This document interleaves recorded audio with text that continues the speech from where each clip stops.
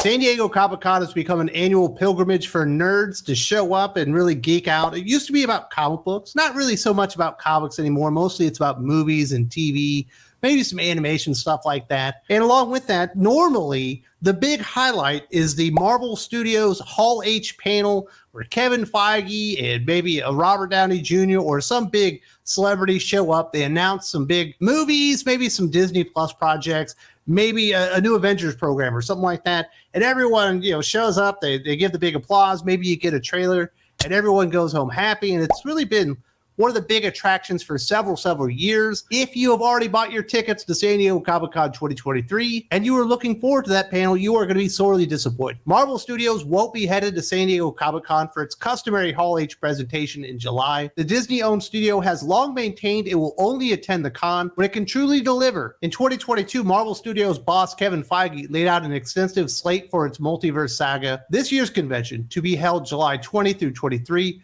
comes as Marvel has pressed pause on a few titles, including Thunderbolts, Blade, and Daredevil Born Again. Work is not expected to start up until after the writer's strike, and as a result, Disney also pushed back a few key items in a release date shuffle announced last week. And I will get into those details here in a little bit, but let's talk about what's going on here. I think what Kevin Feige and Marvel Studios are doing here is actually pretty smart. They just got rid of Victoria Alonso, who basically destroyed all their VFX and CGI work, which a lot of their movies heavily depend on these days. They are pushing a lot of the movies back, and it's probably smart to get your house in order before you show back up to the annual nerd pilgrimage and actually display your wares and try and get people excited for the MCU once again. There are very few things that have happened in the past 2 or 3 years just related to the MCU that have actually gotten people really excited. Spider-Man No Way Home, absolutely awesome. Not really because of its connection to the MCU, but because of the inclusion of the other Spider-Men that had never been associated with the MCU. It was actually really cool stuff. Obviously, Guardians of the Galaxy Volume 3 ends up doing pretty well despite starting out pretty poorly. Good word of mouth. James Gunn doing his final chapter in that actually got people out there and people celebrated it. I enjoyed the movie. I quite liked it a lot. Went and saw it with my wife on a date night. We had a good time. But other than that, a lot of the movies have been very lackluster, very blasé. Most of the Disney Plus shows have absolutely sucked. I know Secret Invasion started this week. It sounds like there's a lot of promise there and people are enjoying that one. I actually haven't started watching that yet, although I'll probably check it out in the next few days. We'll see if we can get Aaron Sparrow here on the channel to maybe talk about the first couple episodes in the not too distant future. Although I do know Aaron Sparrow has basically sworn off the MCU and said he's out after Guardians of the Galaxy Volume 3, so I'll probably have to twist his arm to actually get him to do that. But I think that's a lot of people's just frame of mind right now. Whether it was Avengers Endgame or maybe Spider-Man No Way Home or Guardians of the Galaxy Volume 3, I think a lot of people have decided that's their exit point for the MCU because they just want to remember it in a positive note. You don't want to leave the MCU after seeing a stinker like Ant-Man and the Wasp: Quantumania or Thor: Love and Thunder or the Marvels that's coming up. Like, why even invest your time and money? In my estimation, and I imagine in the estimation of a lot of people, including Kevin Feige, they've got a lot of work ahead to actually fix all this stuff and get people invested once again in their shared superhero universe. It's gotten far too big, far too clunky. Things are tied together that shouldn't be tied together. The VFX are bad. The stories are basically all the same. It's basically paint-by-numbers movies and television shows at this point. Now, the real loser in all of this really isn't Marvel. I mean, the fans are the big loser, right? Especially if you're wanting to see that Hall H panel. But San Diego Comic-Con itself are the real losers in their reputation on being able to deliver these really awesome panels every single year. The news comes amid a challenging time for Comic-Con, which last year returned to its traditional in-person event after moving largely virtual in 2020 and 2021 amid the coronavirus pandemic.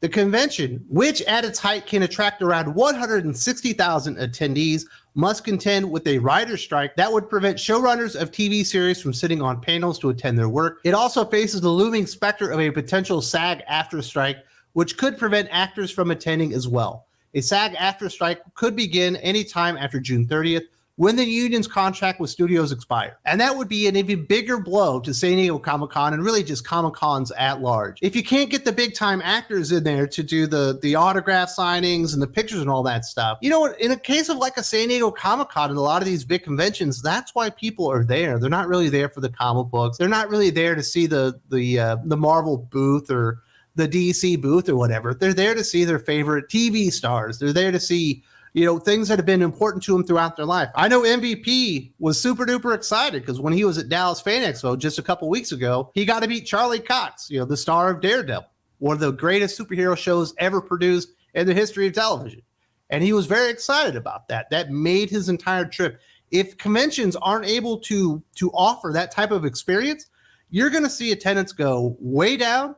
And I imagine they're going to start turning back to comic books, and Artist Alley won't be, in the back corner, like it's like hidden or whatever, like like they got the plague or something. It's almost like they're embarrassed of the actual comic books that started comic book conventions these days. So it wouldn't be the worst thing, especially if you're a comic nerd like myself. Hey, I wouldn't mind to return to the greatness of Comic-Con and what it used to be, but I imagine San Diego Comic-Con and Fan Expo and all these people out there that run these and organize them would be kicked right in the nuts if the actors themselves couldn't show up, like the writer's strike, whatever, man. Who really cares about what like the producer of The Boys or what are the writers from The Boys has to say about the program? You want to hear from the person that created The Boys. You want to hear from the people actually starring in the show itself, because you actually have a personal connection with them, and you don't really get that with the writers. So I think that's probably being overblown. Like, oh my goodness, we can't get the writers into the con. Not such a big deal. You can't get the actual actors. That would be an enormous problem.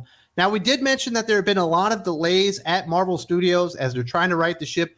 I think this writer's strike probably couldn't have happened at a better time for them. In the Marvel Cinematic Universe, the recently renamed Captain America Brave New World will be delayed from May to July next year, with Thunderbolt shifting to December 2024, Blade moving to February 2025, and Fantastic Four now slated for May 2025.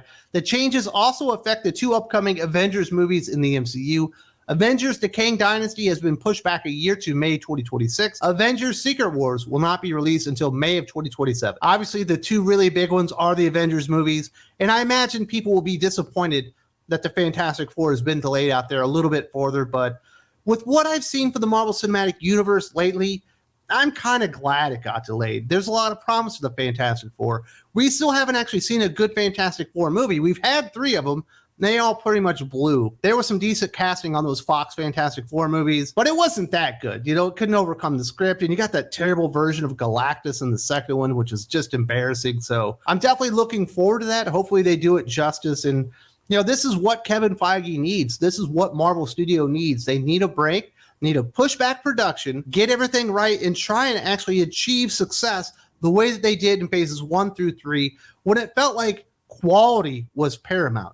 If you didn't have the best pitch, if you couldn't hire the best actors, if you couldn't bring in the best writer for that script and Kevin Feige wasn't impressed, your movie wasn't going to get made. It feels like that's gone by the wayside as they've implemented this quantity over quality issue within production. Now, there was one movie that also changed, but actually moved up. I believe it was Deadpool. So if you're a Deadpool fan, you're actually going to get the 3rd Deadpool movie earlier. Obviously, we're also going to see Wolverine in that one, Hugh Jackman returning to the role, which we thought it was last time in Logan, but, I guess he needed some more money or whatever. So definitely want to hear from you guys. Are you disappointed that Marvel are skipping their Hall H panel at San Diego Comic-Con? Did you already buy your tickets? I imagine you're not too happy about it. What do you think about all these delays? Are you for it? Are you against it? Do you think the MCU can ever capture the magic once again? If you're a fan of the channel, you probably know who Aaron Sparrow is. He's a comic book writer. He's worked on Darkwing Duck. He's done a lot of editing and stuff like that. A lot of work you probably read and didn't even realize he was behind it. He was also on the San Diego Comic-Con committee and did a lot of the planning there for the operations on San Diego Comic-Con whenever they came out every year.